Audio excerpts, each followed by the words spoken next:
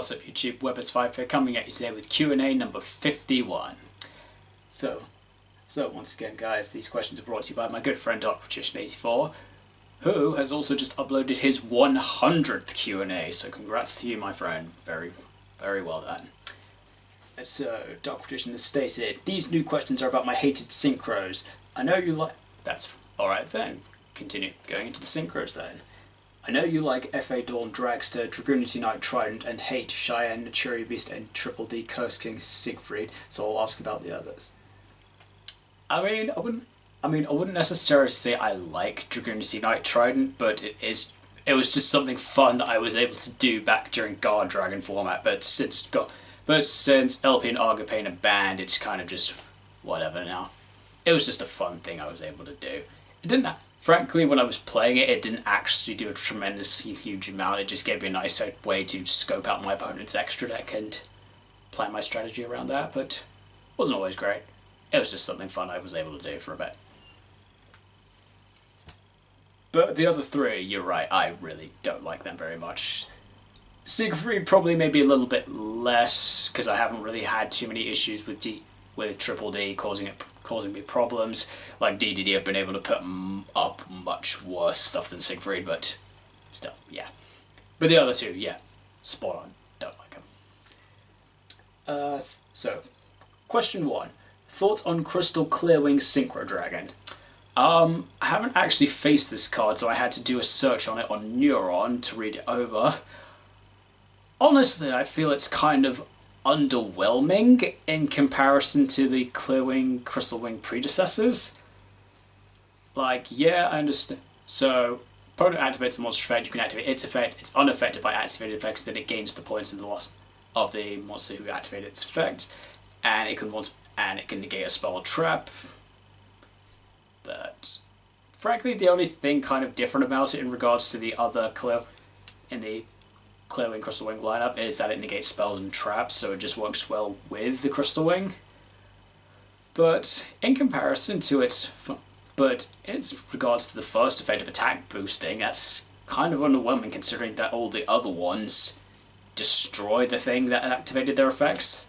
This one just says, make myself unaffected and I'll gain your points. That's not necessarily always the best thing, so kind of underwhelming in comparison.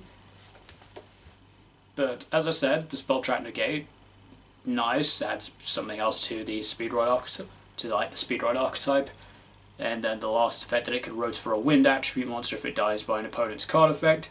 That would be cool if Barrier Statue of the Storm Winds wasn't banned.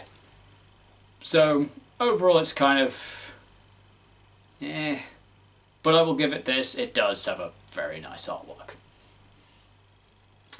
2. Thoughts on Adamancipator Risen Dragite? Now, I'm not a tremendously huge fan of Dragite, because going up against an Adamancipator back in the day, that was essentially the first thing they would drop against me, because they know it stops my deck. That being said, I'm also guilty of playing Dragite myself when I was playing in Plunder Patrol. If I was capable of doing so, I would synchro to Dragite, because since Plunder Patrol water, it means its negate is always live. Though its secondary effect of bouncing stuff equal to the number of rocks you activate, that's pretty decent. Naturally, I've never had the chance to use that effect because I've never used it in a deck that uses rocks because I've never played the Adamancipator strategy, but overall it's definitely interesting. Again, kind of like I'll also say, yeah, that I quite like its artwork, but in terms of usage, it's like, yes, I kind of like using it, but naturally I don't like it being used on me. 3. Thoughts on Cosmic Blazar Dragon? So I kind of forgot what Cosmic Blazar did, so I had to read through its effects. So in contrary to... So summoning requirements are basically the same as Quasar, which you have also asked me about, which I'll get to in a sec. So in contrast to Quasar, Quasar naturally is pretty decent if you're... So Blazar has three separate effects, can banish itself to do one of 3 things, so frankly in terms of like a going first option, it's kind of nice that it kind of adds the option of those extra disruptions as well, as opposed to just an omni negate. So it's also got it's got banish itself to be an omni negate, but you can also stop a summon or stop an attack. That's quite nice, I think, to have that bit of versatility in it. Kind of like makes it reusable as well, but naturally you have to banish itself to do it. So not necessarily optimum, but could add potential options. But overall, yeah, I think it's a nice separate option of what you can do to a standard Quasar. So overall, I think Cosmic Blazar is pretty decent. And question 4: thoughts on shooting Quasar Dragon? I have to say, while I might not like that when synchro decks go like full combo and on like double Quasar is not exactly fun, I just have to respect that Quasar is one of those just nice nostalgic monsters from the synchro era, so you can't just, so it's like, I can't not like it. It's overall pretty decent. And frankly, I've done some pretty fun things. And even though I've not been playing like synchro-based strategies, I've done some fun things with Quasar. Probably the most fun thing I did with Quasar was sending it from my extra deck to the graveyard with Cyberdark Claw, equipping it onto one of my equipping it to a Cyberdark monsters, and then if it gets destroyed because of how it's worded, because Quasar just says when it's sent from the field to the graveyard, it doesn't say it has to have been in the monster zone, I just get to summon a free shooting star dragon, which, not gonna lie, that was pretty fun to do against one of my opponents that one time. That was a very nice moment of what I did. I should have added that into the video. Oh, I should have added that into my video that I did recently. That was a really good moment. Kind of forgot about that until you brought it up. But yeah, overall, Quasar, well, I mean, again, don't necessarily like it for its omni negate, but I do like it for its nostalgia. 5. Thoughts on shooting Majestic Dragon?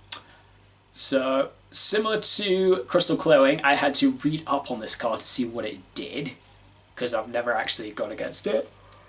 Sorry guys, I've been absolutely shattered during my week off. It's surprising. I've been off work, but I feel more tired from doing nothing than I am working. I guess it's just me being used to having an active lifestyle. But anyway, I'm talking about shooting Majestic Dragon. So, again, like I said, kind of, I feel similar about it as I do with Crystal Clearwing. It just seems kind of underwhelming in comparison to like its predecessors. So, I understand that it's supposed to be the evolved form of Majestic Star Dragon, because it's a level 11 that requires Majestic Dragon, so naturally I suppose the idea would be Majestic Dragon, Majestic Star Dragon, synchro into shooting Majestic Dragon. Naturally, you'd assume that's the basic idea. But frankly, in comparison, compared to a Majestic Star Dragon, I don't think it's worth summoning, frankly. So I read through its effects. First effect of a non-target monster negate once per turn. Decent. Always gotta love a bit of non-targeting. Though frankly, in comparison to the Majestic Star Dragon, which can also use the effect of a monster that it negates, kinda not great. I think I'd personally just rather target the monster and steal its effects for myself, if necessary. Secondary effect, additional attacks for every Stardust Dragon or Synchro monster that lists Stardust Dragon in its text. Okay, that's pretty kind of nifty. That kind of follows into the shooting archetype of like extra attacks.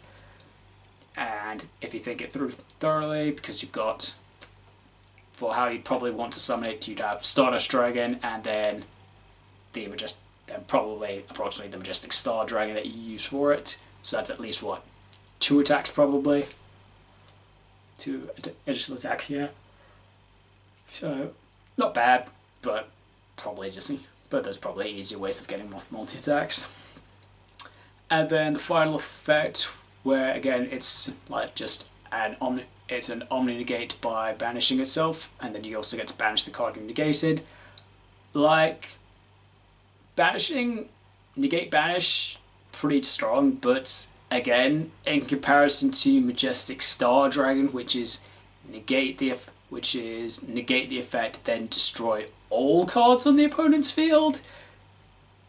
Again, just kind of seems underwhelming. I mean, I understand that there are situations in the game you may not necessarily want to destroy all of your opponent's cards, but I don't know, to me it just seems kind of whatever.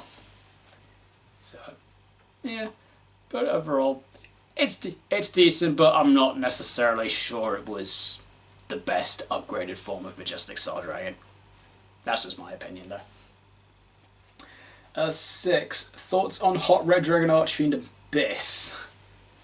So Abyss is just Abyss as a quick effect, spell trap effect negate, pretty useful. So that's pretty. So naturally, people were using that in Guard Dragon format when Crystal Wing wasn't necessarily an option because you wanted the spell and trap negate. And as I said, it just negates the effects, so you can use it on already active stuff, which is pretty decent. And then also its secondary effect that you get to res a tuner monster if it inflicts damage. That's okay. I understand that works more towards into the Red Dragon Archfiend strategy, but if you're playing it in a generic deck, I suppose that can be useful, but considering that the tuner is just going to be available in main phase 2, that's kind of like, unless you've got enough stuff to extend further, it's average. But I suppose one thing you can do with it at least is if you've had to use, if say you've used a Ghost Ogre, you can deal damage, bring back the Ghost Ogre in defense. Since Ghost Ogre can activate from the field as well, that's another disruption you could throw on your opponent. So yeah, not bad. So overall, Hot Red Dragon Archfiend Abyss, pretty decent. Question 7. Thoughts on Borrowload Savage Dragon? I can't remember if you played it in Pendulum Magician. So I did play it in Pendulum Magician after it came out in Savage Strike, because it was generic, and at the time, and yep. So like I said, it was generic, and for the strategy. And for the Guard Dragon strategy I was working around with, I could basically go do my Guard Dragon play, get an extract monster.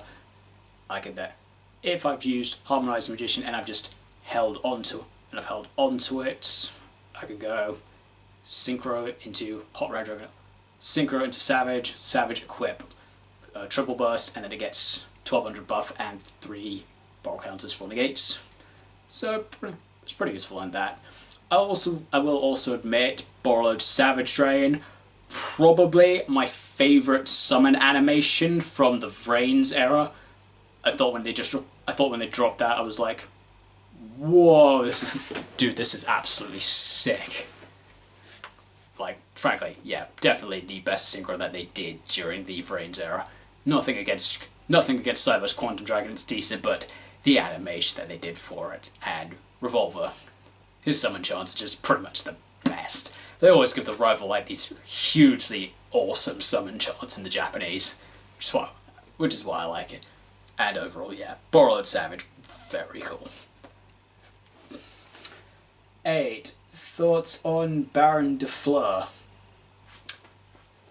How do I describe Baron? I mean, Baron's not as bad as it used to be, because frankly, back when Baron first got released, people were just using it. The main reason people were using Baron were for both the Omni Negate and then its secondary effect of retreating itself after special summon something from the graveyard, which the main thing of what they were doing back when it first came out was using it in combination with Artifact Dagda to summon out Scythe on your opponent's turn, which was so annoying, which is why I'm very glad that Scythe got banned because of it. But now for the moment now Baron's kind of just an Omni, just a one-time Omni Negate, so it's not as bad. So frankly, it's not as bad as it was. So I don't entirely mind it. Plus from what you guys heard in my previous, from what I guys told you about guys in my previous video of of times I screwed over my opponent. Frankly, once you bait a Baron's effect just so you can div incarnate against it, you don't really care too much for the Baron anymore. And then I also naturally had the option that I could have robbed it at the end phase if I had gotten to the end phase, which I didn't because I just OTK'd my opponent after that. So yeah, Baron, it's kind of just one of those cards that goes in and out of the format depending on what deck is playing it. For what it does though, it's not bad. I do like that the negate is only once on the field, as opposed to once per turn. So that's fine. That's kind of annoying. And question 9. Thoughts on Void Ogre Dragon?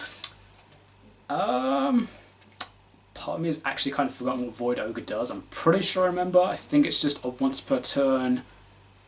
I don't remember if it's an Omni negate or a specific negate, just if you have no cards in your hand. I know its requirement is you have to have no cards in your hand. Let me check. Once per turn, your opponent activates a spell trap card while you have no cards in your hand, negate activation and destroy it. So, spell trap negate if you have no cards in your hand. So that's not so. So that's, yeah. So naturally, as a huge spell player, not great, but with the requirements of having to have no cards in your hand, doesn't make it as, I suppose it doesn't make it as bad. That's kind of easy to work around.